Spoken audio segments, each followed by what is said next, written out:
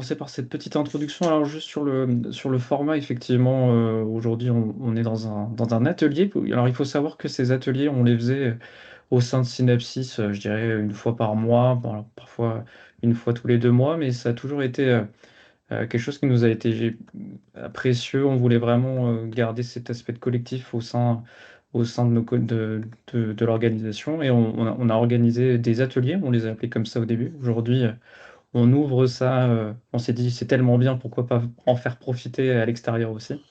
Et on fait ça sous la forme d'un meet-up, mais voilà, c'est quelque chose qui est ancré dans notre culture de faire ces ateliers-là. Aujourd'hui sur Autopilot, mais il faut savoir qu'on l'a fait sur les mobiles, sur le BIOD, sur le déploiement applicatif, le troubleshooting. On a fait beaucoup de thèmes techniques autour du management des devices, et aujourd'hui, ça sera Autopilot. Et vous pouvez voir qu'il y a d'autres meet-ups qui vont venir sur votre droite. Tu peux, euh, tu peux aller à la suivante, parfait. Quelques chiffres sur Synapsis, sur nous. Donc, ça fait 12 ans que Synapsis existe. Bienvenue à ceux hein, qui arrivent encore et encore. On est 180 consultants aujourd'hui, alors qu'ils sont répartis sur on va dire nous, on appelle ça des squads, on va y venir, c'est la juste suivante. On est répartis en différents appétences. Il y a Digital Workplace, il y a Cloud et d'autres familles, on va appeler ça comme ça. Et puis voilà, vous avez quelques chiffres autour de Synapsis. On est une ESN spécialisée sur l'infrastructure, avec des spécialités dans le Digital Workplace, le Cloud, et le DevOps, la Sécu, et le Data. Tu peux ensuite aller à la prochaine. Je parlais justement des collectifs. Nous, on appelle ça effectivement des squads, ce qui permet un petit peu aux consultants de se retrouver avec ses pairs, PAIRS, pour discuter de sujets techniques et de se retrouver avec des personnes qui rencontrent les mêmes questions, les mêmes interrogations autour des challenges techniques qui sont les siens. Et ça permet vraiment de se sentir entouré et puis d'aider le consultant à progresser et puis aller chercher les objectifs et ses souhaits d'évolution de carrière.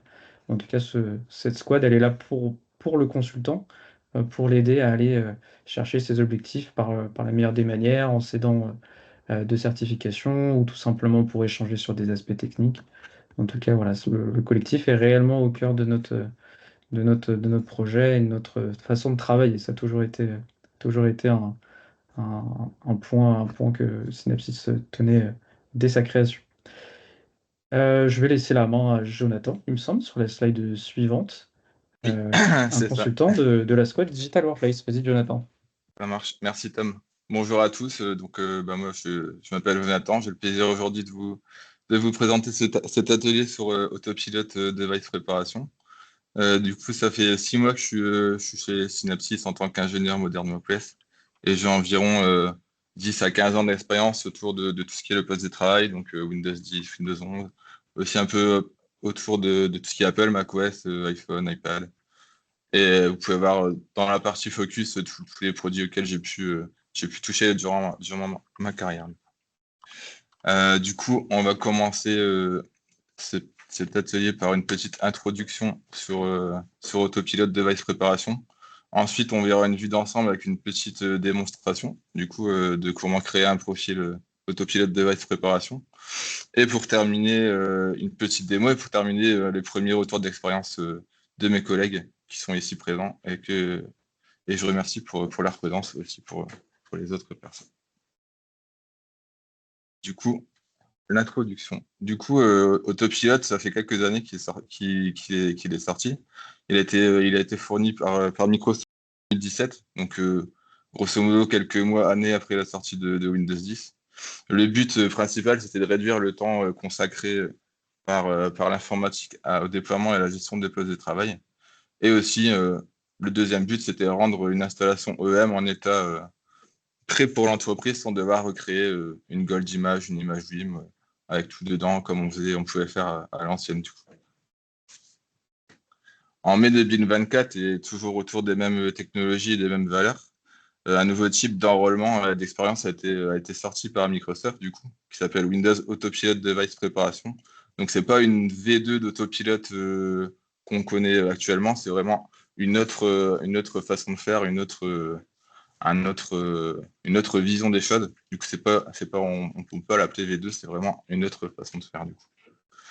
Du coup, c'est disponible depuis mai 2024 en mode user-driven. Du coup, Windows Autopilot est disponible en 3 modes.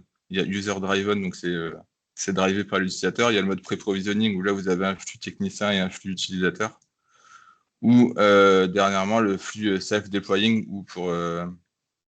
qui sert notamment pour faire des PC en mode kiosque ou des PC en mode shared device. Du coup, les trois axes majeurs de Windows Autopilot Device Préparation, donc c'est la simplification, l'optimisation et l'amélioration du reporting. Du coup, simplifier le déploiement. Donc en fait, avant dans Autopilot tout court, vous devez créer 2 profils, un profil ESP et un profil de déploiement Autopilot. Là, la simplification vient du fait que tout se paramètre dans un seul et même profil.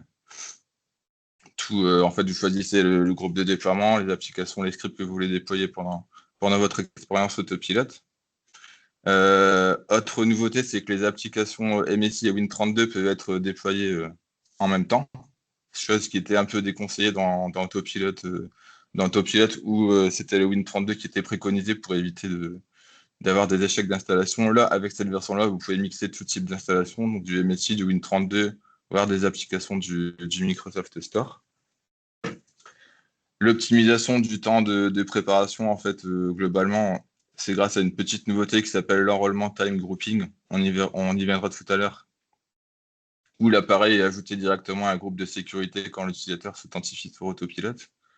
Et comme ça, les applications, les configurations descendent automatiquement sur ce groupe et on gagne beaucoup de temps grâce à cette petite nouveauté que Microsoft a mis en place. D'ailleurs, elle sera mise aussi en place sur tout ce qui est Android dans les prochains mois. Du coup, si vous faites aussi du déploiement Android sur Intune, sachez que cette nouveauté sera mise en place sur Android dans quelques mois. Et aussi, pour terminer, l'amélioration de la résolution des problématiques et du reporting. Donc, en fait, la partie reporting a été beaucoup améliorée par rapport à avant. Et donc là, vous pouvez avoir un reporting en état quasi temps réel sur le déploiement des applications, des scripts et le temps de déploiement du poste dans Autopilot Device Préparation. Je pourrais vous montrer tout à l'heure un peu à quoi ça ressemble dans Intune. Du coup, pour terminer cette petite slide, Windows Autopilot Device Préparation et Windows Autopilot peuvent être utilisés simultanément. Vous pouvez avoir des postes d'un côté ou de l'autre. Par contre, un poste ne peut exécuter qu'un seul autopilote, donc ce sera à vous de choisir quel autopilote vous voulez utiliser. Pardon. Donc par contre, c'est le Windows Autopilot classique qui est prioritaire par rapport à Windows Autopilot Device Préparation. Donc si vous voulez que votre poste utilise Windows Autopilot Device Préparation, il faudra bien s'assurer qu'il n'est plus inscrit dans Windows Autopilot classique. Du coup, il faudra supprimer le H au niveau du tenant pour que le poste puisse partir dans l'autre autopilote. Du coup, on a fait aussi un petit comparatif sur Autopilot et Autopilot Device Préparation. Donc, il y a une petite page que Microsoft a fait qui est super bien faite, que vous pourrez retrouver. On vous partagera les slides à la fin en cliquant sur le petit lien. Vous avez le petit tableau que Microsoft a fait assez complet avec tous les comparatifs entre Autopilot et Autopilot Device Préparation. Donc nous, on a fait le focus sur quatre évolutions majeures. Donc les modes prise en charge, comme j'en parlais juste avant. Dans Autopilot et Autopilot Device Préparation, pour l'instant, il y a un petit delta entre les deux qui va être comblé, je pense, dans les mois qui suivent. Au niveau du type de jointure, du coup, Autopilot Device Préparation ne prend en charge que le Entra ID Join. Le hybride Entra ID Join n'étant plus recommandé par Microsoft, je pense qu'ils l'ont tout simplement supprimé de là.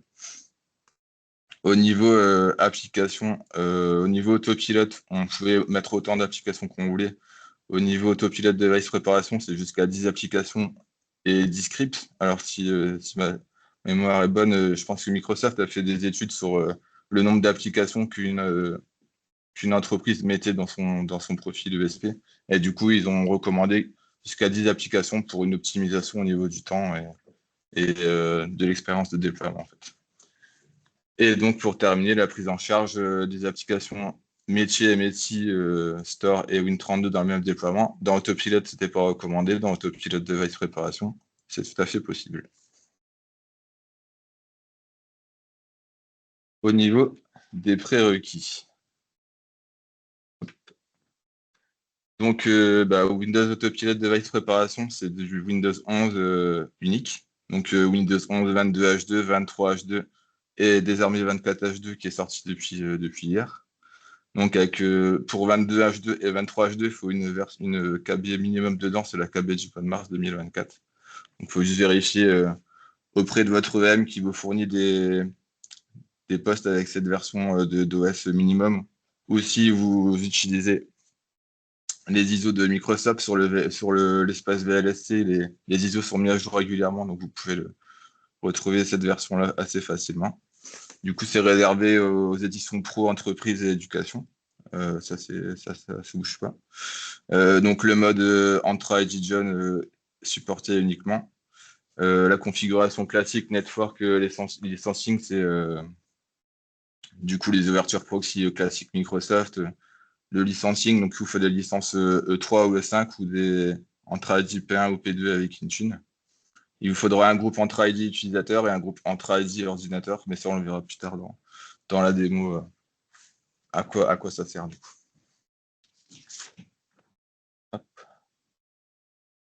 Du coup, on va passer aux nouveaux concepts qui ont été introduits par Autopilot Device Préparation. Donc, on en a parlé rapidement tout à l'heure, on va revenir un peu plus en détail.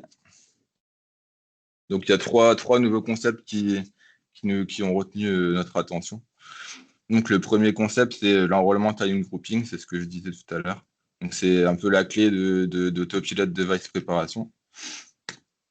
Ça vient remplacer le groupe tag comme on le connaissait sur Windows Autopilot, où avant Windows Autopilot, vous allez affecter un groupe tag sur votre poste qui était enregistré, et ensuite ça venait peupler un groupe Azure AD sur lequel vous mettez vos applications.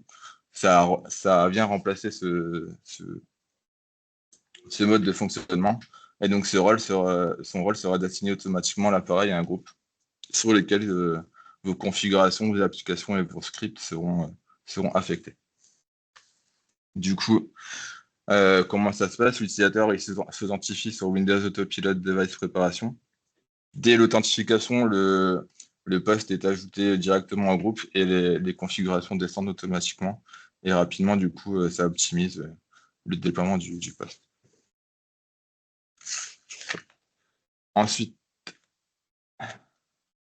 le deuxième concept, c'est le Corporate Identifier. Donc, c'est ce qui remplace les hardware hash, pardon. Donc, tous les hardware hash, c'est dans Autopilot, vous devez collecter ça, les intégrer dans le tenant pour pouvoir affecter un groupe tag et ensuite faire votre déploiement. Les Corporate Identifiers, ça ressemble un peu à la même chose. Ça se collecte aussi par une ligne PowerShell sur votre poste et vous l'insérez dans votre tenant Intune. Je vous montrerai tout à l'heure comment ça se passe. Et du coup, c'est pour garantir l'approbation de chaque appareil enrôlé via Autopilot Device Préparation. En fait, c'est pour être sûr que ce soit des périphériques d'entreprise qui consomment le service et pas des périphériques autres, en fait. Du coup, la petite recommandation qu'on pourrait avoir sur cette partie-là, c'est bloquer l'inscription des Windows perso au niveau des restrictions de plateforme et mettre en place les corporate identifiers pour vraiment contrôler et être sûr que ce soit des périphériques d'entreprise qui consomment le service Windows Autopilot. Et pour terminer, du coup, les nouveaux concepts, c'est la mise à jour du statut en quasi temps réel. Avant, ce qu'on pouvait reprocher à Windows Autopilot classique, c'est que au niveau reporting, c'était un peu compliqué pour avoir en temps réel ce qui se passait sur le poste. Quand on avait une erreur pour la diagnostiquer, on devait aller utiliser les petits scripts PowerShell qui nous aidaient pour savoir quelle application avait planté, etc., etc. Là, sur Windows Autopilot Device Préparation, ça s'est beaucoup amélioré. Du coup, dès que le poste se déploie, vous pouvez avoir le statut en temps réel sur la console Intune et vous pouvez voir sur quelle application il est en train de s'installer, quel script a été exécuté, etc. Et du coup, vous pouvez plus facilement repérer sur quelle application le déploiement a échoué ou quel script, etc. Je vous montrerai tout à l'heure comment ça se passe sur Intune. Du coup, au niveau expérience utilisateur, j'ai fait une petite vidéo tout à l'heure, je vous montrerai un peu comment ça se passe. Du coup, là, c'est juste 2 petites captures d'écran. À gauche, vous avez du coup l'expérience autopilote classique. À droite, l'expérience autopilote device préparation. Donc, on peut voir que les écrans sont un peu différents. On oublie les trois petites catégories device préparation, device setup, account setup. Maintenant, c'est juste une seule catégorie avec un serpentin qui tourne et un pourcentage d'exécution avec les différentes étapes qui s'affichent en bas. Et du coup, une fois qu'il arrive à 100%, on a un message qui dit le déploiement est terminé, cliquez sur lancer pour démarrer la session utilisateur. Donc ça donne un peu plus de lisibilité sur l'avancée du process avec ce petit pourcentage qu'il n'y a pas. On avait aussi l'idée de vous parler de cette petite nouveauté qui a été reportée dernièrement par Microsoft. En fait, Microsoft avait annoncé il y a quelques semaines que désormais les postes seront à jour directement depuis la phase out-of-box experience. Du coup, qu'il soit dans autopilote ou pas, la dernière mise à jour allait s'installer pour que les postes soient le plus à jour possible. Cette petite nouveauté a été reportée à une date ultérieure suite à quelques remontées d'ingénieurs Modern WordPress qui voudraient avoir plus de contrôle sur cette nouvelle fonctionnalité. Du coup, Microsoft a décidé de reporter cette nouveauté et de revoir sa copie et revenir vers nous quand, des avancées seront faites. Du coup, ça en est fini pour, euh, pour les petites slides. Du coup, je vais vous faire une petite démonstration de création d'un profil autopilote device préparation. Et ensuite, on continuera un peu la slide. Du coup, je vais vous partager mon écran. Hop. Partager l'écran. Est-ce que vous voyez mon écran? Ouais, c'est tout bon. Oui, c'est bon, ok. Hop, hop. Du coup, pour retrouver la partie Windows Autopilot Device Préparation, donc du coup, c'est dans la Device Onboarding Enrôlement ici. Et vous avez une nouvelle catégorie ici, Windows Autopilot Device Préparation. Du coup, comme je vous ai dit tout à l'heure, avant de faire un profil, on a besoin de deux groupes, donc un groupe utilisateur qui contiendra les utilisateurs qui vont avoir le droit de consommer le service et un ordinateur dans lequel les ordinateurs vont se mettre et sur lequel il faudra affecter les applications, les scripts et les configurations. Du coup, on va juste créer 2 petits groupes. Hop. Un groupe utilisateur. Et il y a une petite subtilité pour le groupe computer que je vais vous expliquer tout de suite. C'est qu'il faut mettre en honneur un service Intune pour que, vu que c'est Intune qui met les computers dans ce groupe, il faut lui donner les droits, le mettre à honneur pour qu'il puisse alimenter ce groupe. Du coup, sur certains tenants, vous allez voir, le service va s'appeler Intune Autopilot Confidential Client. Normalement, le nom du vrai service, c'est Intune Pré-Provisioning Client. Du coup, ça se peut qu'il s'appelle soit l'un, soit l'autre des noms. S'il n'existe pas, vous avez une petite ligne de commande que Microsoft fournit pour créer le service et pour le retrouver si jamais il n'existe pas dans votre tenant. Du coup, on retrouve bien nos 2 groupes qui sont ici. Et du coup, on va aller créer un profil. Alors, on va déjà je vais affecter une application pour le test. Hop.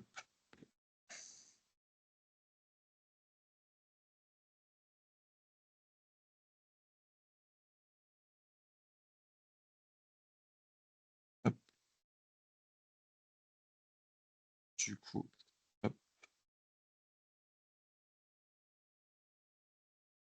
Voilà, du coup, on va lui mettre un petit nom. Du coup, la première chose à faire, ce sera de choisir le groupe de device. Du coup, on va retrouver notre petit groupe de device ici. Au niveau configuration, c'est là où... C'est un groupe statique, du coup, celui-ci, là. Celui que tu as ajouté juste avant. Oui, oui. Ok. Du coup, au niveau configuration de setting, c'est là où vous allez retrouver, comme je disais tout à l'heure, le mix des deux profils autopilote classiques en un. Du coup, là, vous choisirez le déploiement mode. Pour l'instant, il n'y a que user driven, mais on peut imaginer dans l'avenir qu'il y aura le pré-provisioning qui sera ici. Pareil ici, single user, à mon avis, dans l'avenir, il y aura multi-user pour les postes partagés ou ce genre de choses. Ici, vous n'avez le choix qu'à une chose, c'est le Entra-Join, comme je disais tout à l'heure. Le user account type, c'est savoir si l'utilisateur qui se connectera est standard user ou administrateur, du coup. Je vais me laisser standard user. Le temps maximum autorisé pour le process, donc là, c'est à votre convenance selon le temps. Le nombre d'applications que vous mettez. Le message d'erreur à afficher si jamais il y a une erreur. Si l'utilisateur a le droit de sauter l'installation après multiples tentatives infructueuses. Ça c'est pour le diagnostic. Et donc après, c'est ensuite que vous allez choisir les applications. Donc du coup, mon collègue Laurent vous dira tout à l'heure une petite subtilité sur cette partie-là. Je ne vais pas lui cacher la surprise, je vais lui laisser en parler. Il connaît ça mieux que moi. Pareil, au niveau des scripts, vous pouvez choisir tous les scripts que vous souhaitez. Vous faites suivant. Là, si jamais vous utilisez des scope tags pour filtrer les ressources, si vous avez différentes BU, ce genre de personnes, vous pouvez aussi. Dans l'assignement, vous choisissez votre groupe utilisateur qui contient l'utilisateur. Là, j'en ai pas mis, j'ai oublié, mais c'est l'utilisateur qui va consommer le service. Vous faites Next. Donc là, vous avez un petit résumé de tout ce qu'on vient de faire. Vous faites Save et le profil, il est créé. Du coup, je vais vous créer une petite vidéo juste après pour vous montrer l'expérience utilisateur, puisque je voulais pas, vu que ça prend un certain temps, le temps d'installer Windows, etc. On n'avait pas forcément le temps de faire ça maintenant. Du coup, je vous ai résumé tout ça dans une petite vidéo qu'on va reprendre sur le PowerPoint. Du coup, on va repartir sur le PowerPoint.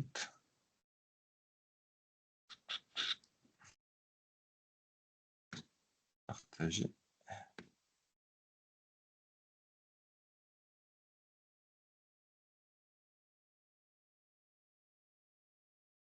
Hop là.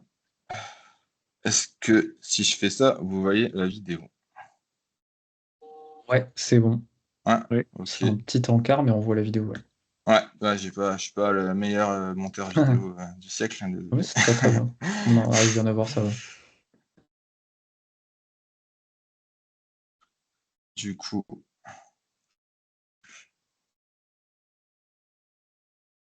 on va passer un peu cette phase-là. Du coup, en fait, vous arrivez sur la petite fenêtre ici. Donc là, c'est mon utilisateur qui se connecte, qui va entrer son mot de passe et valider son MFA, du coup.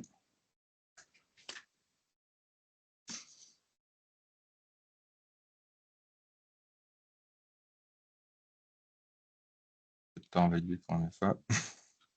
Et du coup, là, vous allez voir le poste partir sur Windows Autopilot Device Préparation. Donc, il y aura une petite phase de recherche et d'ajout du poste dans le groupe. Et donc, après, vous allez voir la petite fenêtre comme tout à l'heure avec le bandeau et le pourcentage qui va apparaître. Donc, on va passer, voilà, ici. Donc, vous avez les 3-4 premiers pourcentages qui servent à l'installation de l'Intune Management Extension. Et une fois que l'Intune Management Extension est installé, ça va partir sur l'installation des applications et des scripts. Comme vous pouvez le voir. Hop, on va passer un peu.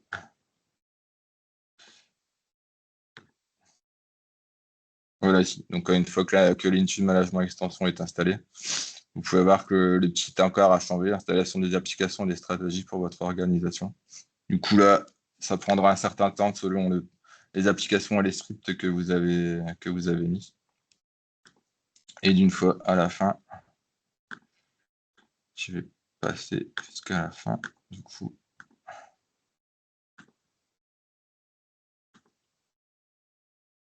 voilà. Du coup, une fois que le process est terminé, vous arrivez sur cette petit écran. La configuration requise est terminée, vous cliquez sur suivant. Et donc là, la session utilisateur va s'ouvrir. Et du coup, le poste sera configuré avec les applications que vous avez décidé de s'installer. Les applications que vous avez affectées sur le groupe et que vous n'avez pas mis dans le profil descendront ensuite dans le profil de l'utilisateur quand il se sera connecté, du coup. Du coup, qui dit nouveau produit dit petit bug. Microsoft a résumé tout ça dans une petite page, pareil, super bien faite, avec tous les bugs connus et comment les résoudre, en gros. Donc, on a fait le focus sur quatre soucis qui peuvent être assez impactants pour les organisations.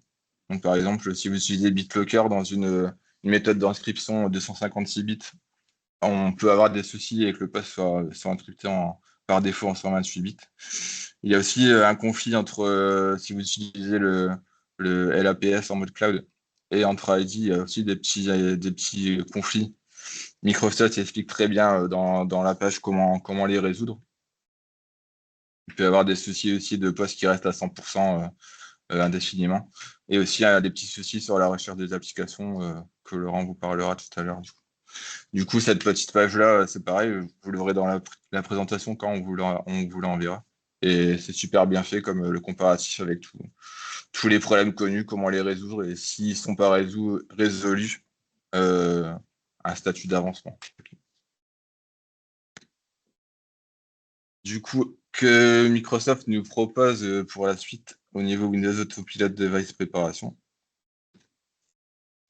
Du coup, l'implémentation du pré-provisioning et du self-deploying. Donc ça, c'est quelque chose qui manque et qui peut bloquer certaines organisations à vouloir tester cette partie-là. La customisation de l'out-of-box experience et le renommage du périphérique. Parce que là, si vous utilisez les Windows Pro, vous allez avoir un certain nombre d'écrans out-of-box experience à valider manuellement, tandis qu'en Windows Entreprise, vous ne les avez pas. Donc, on attend aussi des évolutions de ce côté-là. Pareil sur le renommage du périphérique. Pour l'instant, vous devez utiliser un script ou un profil pour le faire, alors que dans Autopilot classique, vous pouvez le faire directement dans le profil. Microsoft a aussi annoncé une amélioration de l'expérience de l'onboarding avec le Company Portal. Donc, je ne sais pas ce qui nous réserve de ce côté-là, mais il y aura peut-être quelques surprises et le portail d'entreprise entrera sans doute dans la danse.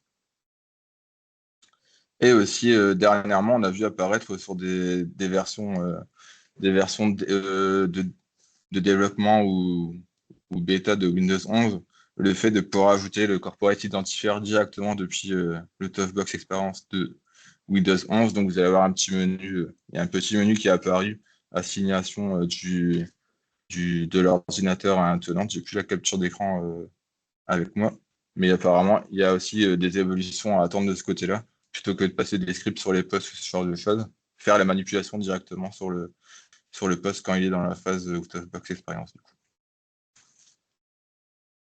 Du coup, on va terminer par un petit retour d'expérience du coup de mon collègue Laurent qui a pu utiliser ce service chez un grand client. Du coup, Laurent, je te laisse la parole.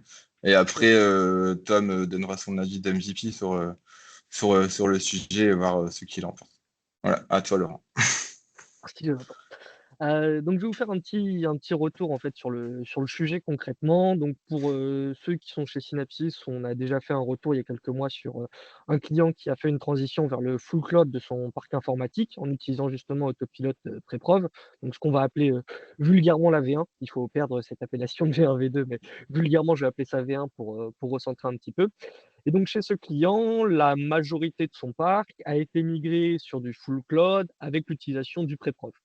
Pour ceux qui ont déjà eu l'occasion de mettre un peu les mains dedans, donc vous savez que le pré-prod, c'est une option qu'on active en créant un profil Autopilot User Driven de la version V1. Encore une fois, ça s'appelle pas V1, c'est juste pour bien recentrer les deux. Et il y a peu, il y a un mois, ce client s'est posé la question: «OK, si je veux réhabiliter un peu le user driven pour que mes utilisateurs, lorsqu'ils ont un problème ou simplement, ils ont leur machine et je veux les transformer, pour X raisons, les faire désenrôler». Heu, le user driven, est-ce qu'il est dans la version qu'on avait jusqu'à maintenant en V1, est-ce qu'il est abouti?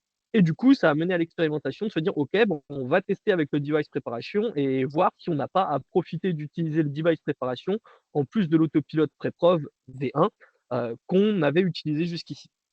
On a fait quelques tests et en fait, pour une entreprise qui a déjà fait la passation, vers du full cloud à l'aide d'autopilote, pré-prod V1, encore une fois entre guillemets, il y a pas forcément d'intérêt dans l'immédiat de se poser la question de faire du user driven avec du device préparation. Pourquoi? Comme Jonathan l'a dit, déjà il y a la priorité. Si votre appareil existe déjà, ce qui est le cas si vous avez déjà un profil autopilote qui vous a permis d'enrôler votre machine en pré-prod, si votre appareil existe déjà en autopilote device, que vous créez un corporate identifier pour cet appareil-là, que vous l'uploadez, qu'il est tagué et qui va être éligible potentiellement à l'enrôlement de type grouping, ce qui va se passer, c'est que l'autopilote V1, en fait, il aura la priorité. Donc quand vous allez essayer de lancer votre autopilote, c'est pas le device préparation qui va être pris en compte, mais le V1. Donc déjà là, pour un client ou une entreprise, peu importe, qui a déjà une partie en autopilote, classique, on va dire, eh bien ça pose une première problématique de dire: «OK, je dois supprimer mon hardware hash. Mon hardware hash étant lié à un objet Azure AD, il faut que je supprime aussi mon objet Azure AD, que je prenne mon corporate identifier, que je le mette dans mon tenant Intune pour être éligible au V2». Ça, c'est un premier point. Imaginons qu'on fasse cette transition-là parce qu'on juge ou le client juge, peu importe, que techniquement, financièrement, peu importe, il y a une raison de s'orienter vers le device préparation plus que de l'user driven qu'on a expérimenté jusqu'ici avec le pré-prod. On fait l'action. Quand on va faire l'action, on va arriver au moment de la création et au moment de la création, on va arriver au niveau d'un problème, au niveau des applications, qui est la limite des 10 applications. Alors, oui, Microsoft a fait son étude et je vous le confirme, notamment pour le client dont je parle, et dont on avait fait le Rex il y a quelques mois. Heu, il y a énormément d'entités qui composent ce client, plus d'une cinquantaine. Parmi ces entités-là, on en a très peu qui utilisent plus de 10 applications en required et qui ont besoin d'être installées dans la phase d'autopilote. Néanmoins, on en a quelques-unes qui ont des nombres assez élevés d'applications. On parle de plus de 20 applications pour certaines, entités. Donc le nombre d'applications, il se discute. C'est la question n'est pas de discuter est-ce qu'ils ont besoin forcément d'enrôler leur appareil avec les 20 applications? La question est qu'aujourd'hui, leur environnement a pu être traduit de l'environnement legacy vers l'environnement moderne parce qu'on a été capable de leur fournir ces 20 applications installées sur l'ensemble des appareils qu'ils allaient enrôler à l'aide du pré-prod. Demain, avec le device préparation, la perte de l'ESP, l'impossibilité dans l'enrôlement autopilote d'aller au-delà des 10 applications, c'est-à-dire que ces entités-là, on ne peut pas les convaincre de faire de l'enrôlement en device préparation. Ils vont nous dire: «OK, c'est cool, mais en fait, jusqu'à maintenant, avant Intune, quand on avait du SCCM, Landesk, peu importe, on mettait autant d'applications qu'on voulait. Avec Intune, on a dû revoir à la baisse, on a quand même pu avoir nos 20 applications ou plus installées sur l'ensemble de notre parc. Et là, on nous dit 10 applications, c'est pas possible.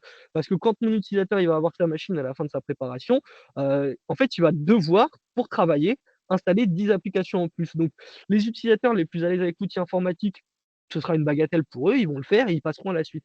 Mais il faut prendre en compte qu'il y a des utilisateurs qui n'ont pas pour but d'être informaticiens, ils n'ont pas pour but d'installer leur application, ils veulent qu'à la fin de l'enrôlement de leur appareil, surtout s'il y a eu un bug lorsqu'ils étaient chez eux en vacances, peu importe, ils veulent pouvoir utiliser leur appareil immédiatement. S'ils ont 10 applications, dont certaines applications qui peuvent être très volumineuses, je pense à du AutoCAD ou autre, en fait, c'est une problématique pour ces entités-là. Au-delà des 10 applications, on va arriver là dans la création en elle-même du profil. Quand tout à l'heure, on a pu voir Jonathan qui créait le profil et qui sélectionnait les applications, pour des petits tenants, vous avez peu d'applications, vous allez chercher votre application, vous allez trouver votre application. Pour des gros tenants qui vont avoir 1000, 2000, 3000 applications, vous allez être face à un problème, c'est que vous allez avoir un champ de recherche. Votre champ de recherche, en fait, il est assez limité quand vous allez taper quelque chose. Imaginons que chacune de vos entités porte un numéro. 1, 2, 3, 4, 5, 6, etc.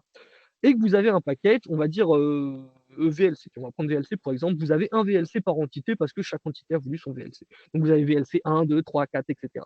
Quand vous allez taper VLC 1, 2, 3 et vous allez chercher l'entité 140, Vous allez taper VLC 140, il ne va pas vous ressortir VLC 140.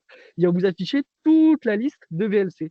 Donc dans ce cas-là, comment vous retrouvez vos applications? Il va falloir que vous utilisiez les codes pour que la recherche que vous faites soit correcte et que vous puissiez trouver le VLC 140. Autrement, vous aurez l'ensemble des VLC qui vous sera proposé. Donc là, ça commence déjà à être un peu ennuyant pour des tenants qui ont énormément d'applications. Et au-delà de ça, là où ça devient encore un peu plus ennuyant sur la gestion des applications, c'est quand vous faites une modification. Donc là, vous allez créer votre profil la première fois. Vous allez sélectionner votre design. Demain, après-demain, dans 6 mois, il y a une de ces applications qui change ou vous voulez retirer une application. Vous venez pour retravailler votre profil. Quand vous allez cliquer sur Edit et que vous allez vouloir modifier vos applications, eh bien, il va falloir que vous resélectionnez chacune des applications dans votre petite liste d'applications. Si vous ne les sélectionnez pas toutes individuellement, celles que vous n'avez pas sélectionnées seront automatiquement flushées et seules celles que vous avez sélectionnées lors de la mise à jour de votre profil seront présentes dans votre profil Autopilot Device Préparation. Donc, ça présente certaines limites. Ça peut s'entendre pour des clients qui ont une petite flotte à gérer assez rapidement, éventuellement. Pour des clients qui sont déjà dans Intune, qui ont déjà un tenant qui tourne, aujourd'hui, c'est des limitations qui sont difficilement justifiables de dire OK, j'abandonne le pré-prof, j'abandonne le user-driven que j'ai mis 1 an, 2 ans, 3 ans à construire, pour lequel j'ai migré des entités. C'est assez difficile de dire on va faire la transition vers le device préparation. Néanmoins, ça, c'est le retour d'expérience là, tout de suite, immédiatement. Comme Jonathan a pu le dire, Microsoft l'a déjà annoncé, il travaille sur du pré-prod, il travaille à améliorer ces process-là. On a pu le voir dans Intune, ce qu'ils fournissent à un moment T n'est pas forcément ce qu'on aura à un moment T+1. Microsoft va continuer à améliorer le device préparation. On comprend que c'est quelque chose qui importe pour Microsoft et contrairement à ce qu'on a tous eu l'habitude pendant un moment de l'appeler V1, V2, ce n'est pas un V2, mais c'est une autre manière d'enrôler et d'appréhender l'enrôlement dans Intune. Donc aujourd'hui, oui, pour ceux qui ont déjà fait la transition, c'est peut-être pas la réponse qu'on attend, c'était peut-être pas l'amélioration qu'on voulait. Néanmoins, dans le temps, il y a des chances que ça devienne de plus en plus abouti, que ça réponde aux questions auxquelles on ne peut pas répondre aujourd'hui, type l'équivalent d'un ESP ou d'aller au-delà des 10 apps, de pouvoir sélectionner des applications plus efficacement, de ne pas forcément avoir besoin d'avoir un autopilot device qui soit retiré pour le corporate identifier. Il y a plein de choses qui vont être à améliorer et dans le temps, je pense que on pourra avoir une feature qui cohabitera un peu avec l'autopilote qu'on a aujourd'hui et qui sera utilisable. Aujourd'hui, ça, je laisse le choix à chacun de dire j'utilise le device préparation ou pas. Mais voilà, pour faire la transition vers ça, si vous avez déjà fait la transition, vous avez quand même quelques barrières qui, pour le client chez lequel je suis, on a choisi de pas ouvrir ces barrières-là parce que c'est un retour en arrière par rapport au pas en avant qu'on a réussi à faire dans la transition Modern Workplace. Voilà pour mon avis, retour et expérience de terrain.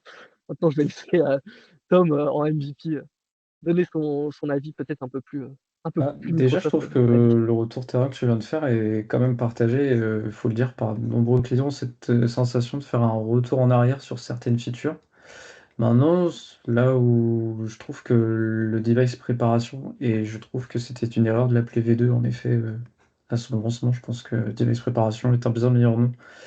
Euh, je trouve qu'il a remis au centre beaucoup de questions, notamment autour du nombre d'applications en ESP. Ça a permis à des clients de s'interroger sur, mais en fait, du coup, on se rend compte que moi j'en ai 15, mais finalement je découvre que la majorité c'est plutôt en dessous de 6, 7 applications. Ça remet, je dirais, au centre de débat des questions qui sont importantes de réactualiser. Même chose sur le device naming. Est-ce que du coup, le fait qu'il n'y soit pas dans le device préparation, est-ce que c'est parce qu'il est moins important? Est-ce que ça veut dire qu'il faut que je le fasse d'une autre manière? Même chose concernant le pré-provisioning, il n'est aujourd'hui pas présent. Il travaille dessus, mais on sent évidemment que MS, c'est pas vraiment le modèle qu'ils visent. Ils sont plutôt dans une optique de faire du user-driven. Et le fait qu'il l'ait sorti en premier dans le device préparation, ça montre à nouveau l'ambition d'MS d'aller vers ce modèle-là. Même chose autour de l'hybride ou autour du kiosque.